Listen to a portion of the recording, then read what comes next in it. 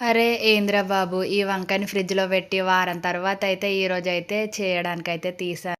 కత్తయితే కోయడానికి రెడీగా ఉంది. కట్ చేద్దాం వచ్చేసేయండి. ఇలా అయితే పీసులుగా కట్ చేసుకొని మధ్యలోకైతే 4 గీతలైతే గీసేసుకోండి. పొడవులో, అడ్డంలో గీసుకున్న తర్వాత దాంట్లోంచి కండ అనేది మనకు కనిపిస్తుంది.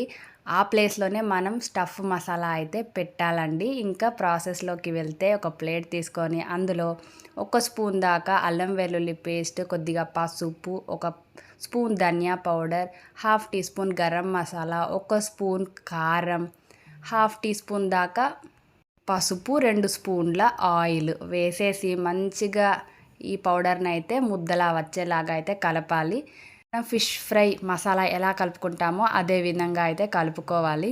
ఇలా కలుపుకున్న ముక్కలు 5 నిమిషాలు పక్కకు పెట్టేసి ఇంకా తవ్వ అయితే తీసుకొని చూస్తున్నారు కదా, ఒక్క స్పూన్ ఆయిల్ వేసి ఇలా స్ప్రెడ్ చేసి ఇంకా మనం కట్ చేసుకున్న వంకాయలను అయితే సర్దుకోవాలి అంతే.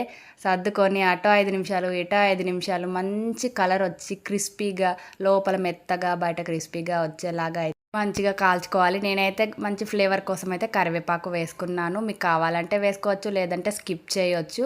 ఇలా అటు ఇటు తిప్పి తిప్పి మంచిగా అయితే కాల్చేసుకొని ఇంకా వేడి వేడి అన్నంలోకి అలా ఆనియన్ వేసుకొని తింటే అసలు ఆ రుచికి మళ్ళీ మళ్ళీ వండుకొని తింటారు. నెక్స్ట్ ఏ రెసిపీ కావాలో కామెంట్ చేయండి.